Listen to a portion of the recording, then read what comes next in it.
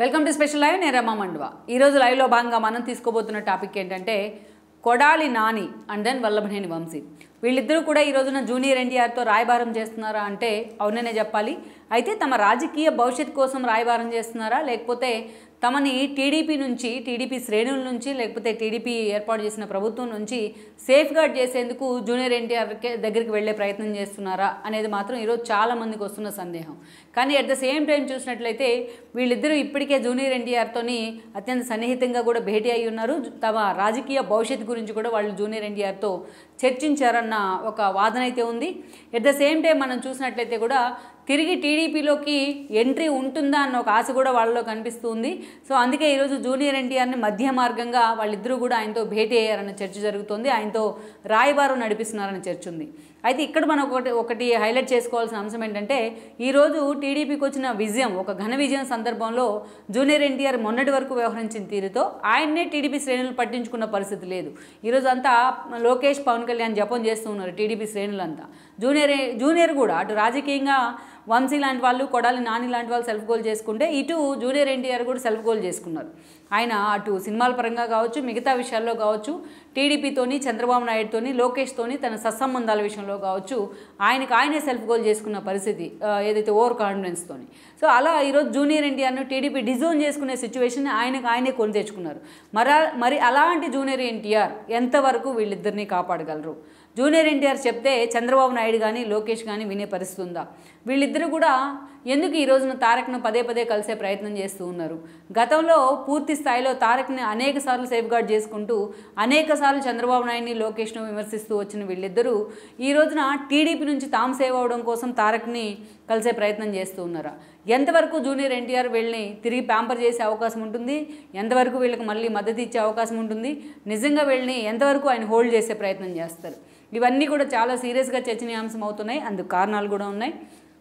ఎందుకంటే జూనియర్ ఎన్టీఆర్ అటు ఆయన తండ్రి హరికృష్ణ కానీ, మనం ఎన్నోసార్లు కొడాలి నాని, వంశీ గురించి, వాళ్ళ ఫ్లాష్ బ్యాక్ గురించి, వాళ్ళు టీడీపీలోకి ఎలా ఎంట్రీ ఇచ్చారు, వాళ్ళు సామాన్య కార్యకర్తలుగా ఎంట్రీ ఇచ్చిన ఎన్టీఆర్ ఫ్యామిలీ కారణంగా వాళ్ళకి ఎలా టికెట్ వచ్చింది టీడీపీ నుంచి అనేది మనం చెప్పుకున్నాం. ఒకరు గుడివాడ నుంచి, ఒకరు గన్నవరం నుంచి.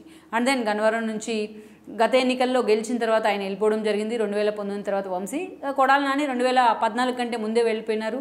దెన్ 2019లో గెలిచి మంత్రి కూడా అయ్యారు ఆయన జగన్మోహన్ రెడ్డి క్యాబినెట్లో. సో ఇవన్నీ కూడా అలాంటి వాళ్ళిద్దరూ కూడా అటు పూర్తి స్థాయిలో వంశీ వెళ్ళిన తర్వాత ఇక కొడాలి నానికి ఇంకా భారీ సపోర్ట్ దొరికినట్లయింది. సేమ్ కొడాలి నానికి ఒక రెప్లికా లాగా తయారయ్యారు వంశీ. ఎప్పుడు అయితే కౌల పిల్లల్లాగా వీళ్ళిద్దరూ ఏదైతే జగన్మోహన్ రెడ్డిని సేవ్ చేయడం కోసం, ఆయన మెప్పు పొందడం కోసం, అది అసెంబ్లీ అయినా, ఇటు బయట అయినా, అది అమరావతి అయినా, లేకుంటే వైజాగ్ రాజధాని అయినా, ఏ ఇష్యూ అయినా సరే దాంట్లోకి చంద్రబాబునో, లోకేష్నో తీసుకొచ్చి మాట్లాడడం వీళ్ళకే చెల్లింది. అదేవిధంగా వాళ్ళ ఇంట్లో లేడీస్ని కూడా, అటు పవన్ కళ్యాణ్ ఫ్యామిలీని కానీ, ఇటు బ్రాహ్మణి లాంటి వాళ్ళని కానీ, భువనేశ్వర్ లాంటి వాళ్ళని కానీ పదే పదే తమ స్థాయి మరిచి వీళ్ళు చేసిన విమర్శలు మాత్రం అంతే స్థాయిలో రిజిస్టర్ అయిపోయాయి క్యాడర్కి కూడా, వీళ్ళ ప్రత్యర్థులకు కూడా. ఎందుకంటే ఎప్పుడు కూడా వీళ్ళు చేసిన డెవలప్మెంట్ యాక్టివిటీస్ కంటే, వీళ్ళు తమ కాన్షియస్ మీద పెట్టిన ఫోకస్ కంటే, తమ శాఖల మీద పెట్టిన ఫోకస్ కంటే ఎక్కువగా కూడా వీళ్ళు పదే ఎప్పుడు కూడా వార్తల్లో ఉండడానికి కారణం వాళ్ళ నోటి దురిసే. ఆ నోటి దురిసే ఈరోజు క్యాడర్ గుర్తుండిపోయింది. వాళ్ళు ఒకవేళ మంచి పనులు చేసి ఉండొచ్చు అటు గన్నవరంలో కానీ, గుడివాడ, లేకపోతే అన్నిసార్లు వరుసగా గెలిచే సిచ్యువేషన్ ఉండదు. కానీ అలాంటివి కూడా ఈరోజు మరుగున పడిపోయేలాగా వాళ్ళ వ్యక్తిత్వం దిగజారింది ఈ రోజున. ఆ స్థాయిలో వాళ్ళని ప్రజలు మాత్రం వాళ్ళ నోటి దురుసు కిందే గుర్తుపెట్టుకున్న పరిస్థితి ఉంది.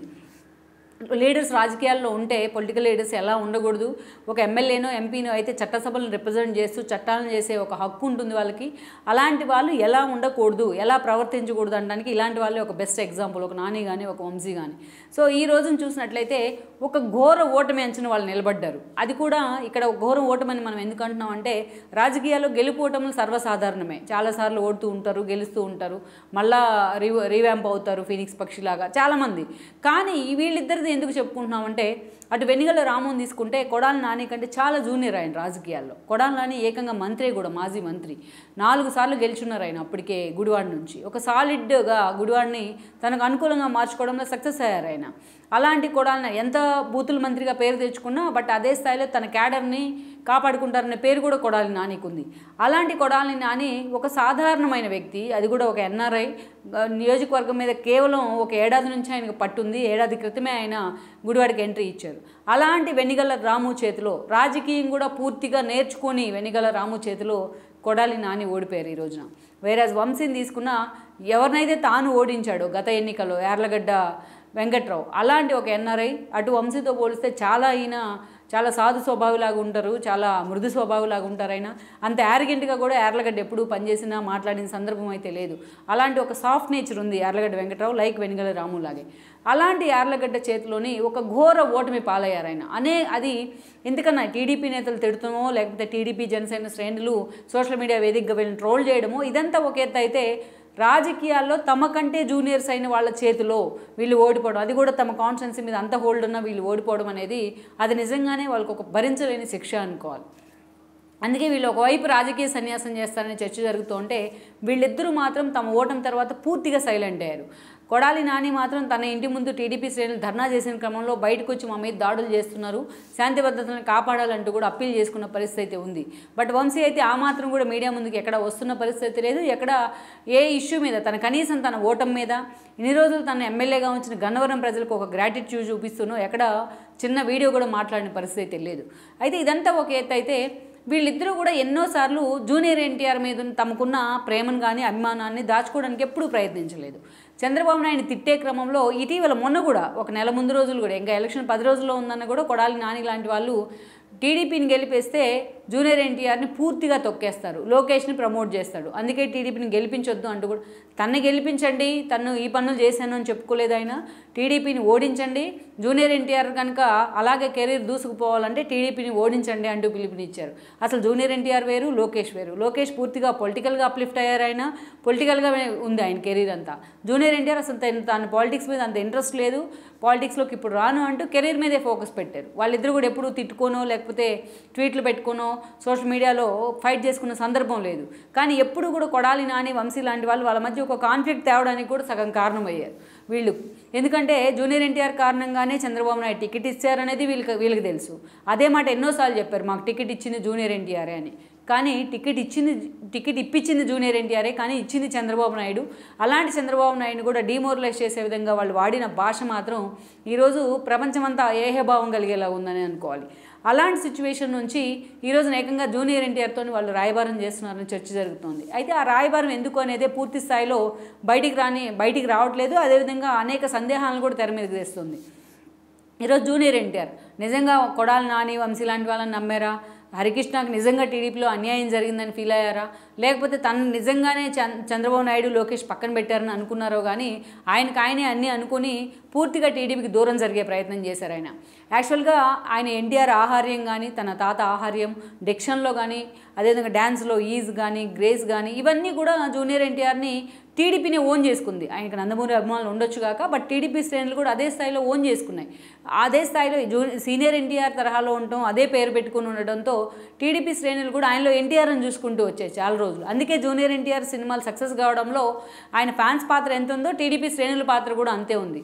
అందుకే జూనియర్ ఎన్టీఆర్ మీద అంత ఎక్స్పెక్టేషన్స్ ఉన్నాయి కాబట్టి ఆయన ప్రతి అడుగుని కూడా టీడీపీ శ్రేణులు ఫాలో అవుతూ వచ్చాయి, టీడీపీ అభిమానులు ఫాలో అవుతూ వచ్చారు.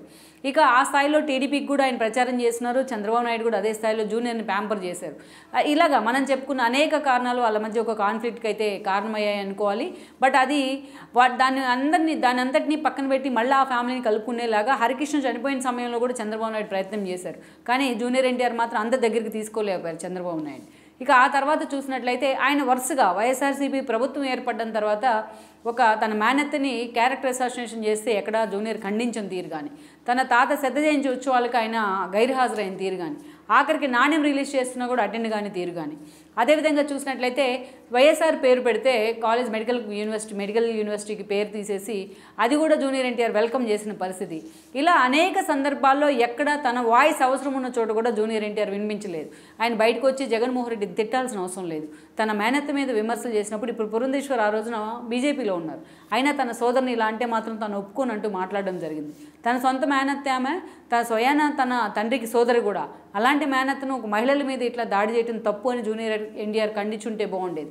ఎక్కడ కనీసం తన మేనత్త అని కూడా మాట్లాడకుండా ఆ రోజు జూనియర్ ఎన్టీఆర్ చేసిన ప్రకటన అయితే ఇట్లా వన్ బై వన్ ఆయన వ్యవహరిస్తున్న తీరు మాత్రం అనేక సంఘటనలు మాత్రం టీడీపీ శ్రేణులు పూర్తిగా డిజోన్ చేసుకున్నాయి ఆయన జూనియర్ ఎన్టీఆర్ను. ఆఖరికి నందమూరి అభిమానులు కూడా కొన్ని చర్యల కారణంగా జూనియర్ ఎన్టీఆర్ మీద అనేక అనుమానాలు తెచ్చుకున్న పరిస్థితి అయితే ఉంది.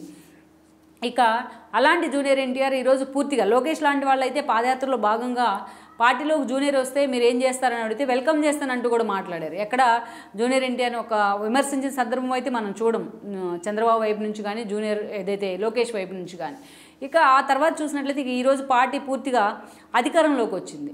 దీనికంటే అంతకుముందు వైఎస్ఆర్సీపీ అధికారంలోకి వచ్చిన తర్వాత నాని శ్రీనివాసరావు జూనియర్ సొంత మామ వైసీపీలోకి వెళ్ళి లోకేష్ మీద విమర్శలు చేయడం, కొడాలి నాని వంశీ మాటకు ముందు జూనియర్ ఎన్టీఆర్ని పొగుడుతూ మాటకు ముందు లోకేష్ని టార్గెట్ చేయడం, చంద్రబాబుని టార్గెట్ చేయడం, ఇలా ఇది చూసిన టీడీపీ శ్రేణులంతా కూడా వంశీ కొడాలి నానిని ఎలాగైతే వాళ్ళు ఒక అంచనా వేసుకుంటూ వాళ్ళిద్దరిని కూడా పక్కన పెట్టాలని నిర్ణయానికి వచ్చారో, జూనియర్ ఎన్టీఆర్ని కూడా వాళ్ళతో స్నేహం కారణంగా, అందుకే చెడుతో సావాసం అంటే ఆ చెడు వాళ్ళకు కూడా అంటుకుంటుందని మహాభారతంలో చెప్తారు. దుర్యోధనుడితో సావాసం చేసిన కారణంగా అటు భీష్ముడు ద్రోణాచార్యులు లాంటి వాళ్ళు కూడా, భీష్ముడు లాంటి వాళ్ళు కూడా లాస్ట్కి అంశయ్య తప్పలేదు. అలా జూనియర్ ఎన్టీఆర్ కూడా వీళ్ళ ఎఫెక్ట్తోనే ఆయన్ని కూడా డిమోరలైజ్ చేసే ప్రయత్నం చేశారు వాళ్ళు. ఎప్పుడు జూనియర్ ఎన్టీఆర్ని పొగుడుతారు, చంద్రబాబు నాయుడు తిడతారు, జూనియర్ ఎన్టీఆర్ని ఆకాశానికి ఎత్తేస్తారు, లోకేష్ని హ్యూమిలేట్ చేస్తారు. అలా జూనియర్ ఎన్టీఆర్ని కూడా టీడీపీ శ్రేణులు డిజోన్ చేసుకోవడానికి వీళ్ళిద్దరూ కూడా ఒక కారణం అనే చెప్పుకోవాలి. ఇక జూనియర్ ఎన్టీఆర్ మాత్రం అంతగా పట్టించుకోలేదు, వీటన్నిటిని లైట్ తీసుకుంటూ వచ్చిన పరిస్థితి. ఒక్క చిన్న ప్రకటన ఆయన ఎక్కడైనా ఈ స్థాయిలో మీరు విమర్శలు చేయడం కరెక్ట్ కాదు, రాజకీయం ఉంటే రాజకీయంగా మాట్లాడండి అంటే చాలా హుందాగా ఆయన గౌరవం నిలబడి ఉండేది. కానీ ఈరోజు టీడీపీ అధికారంలోకి వచ్చిన తర్వాత పూర్తి స్థాయిలో 11 సీట్లకే వైఎస్ఆర్సీపీ పరిమితం అయిన తర్వాత ఆయన ట్వీట్ పెట్టారు ఒకటి, అటు బాలకృష్ణకు, అదేవిధంగా ఇటు లోకేష్కు, అటు చంద్రబాబు నాయుడుకు ఏదైతే థ్యాంక్స్ చెప్తూ కంగ్రాచులేట్ చేస్తూ. బట్ ఆ స్థాయిలో వాళ్ళు స్పందించిన పరిస్థితిని అయితే మనం చూడలేదు జూనియర్ ఎన్టీఆర్ వైపు నుంచి.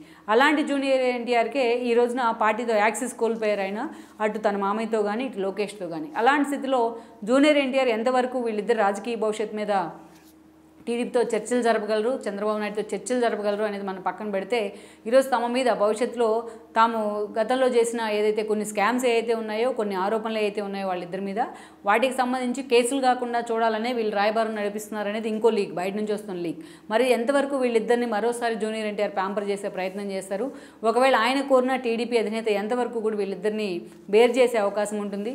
బట్ లోకేష్ లాంటి వాళ్ళైతే చాలాసార్లు మాట్లాడారు, ఎక్కడున్నా తన తల్లిని అవమానించిన వాళ్ళని వదిలే ప్రసక్తే లేదంటూ కూడా ఆయన మాట్లాడుతూ వచ్చారు. సో ఈ కారణాలన్నీ కూడా ఈ ఓటమిని ముందుగా ఊహించలేకే వాళ్ళిద్దరూ రెచ్చిపోయిన తీరు ఈరోజు వాళ్ళిద్దరి రాజకీయ సమాధి కూడా గడుతోంది.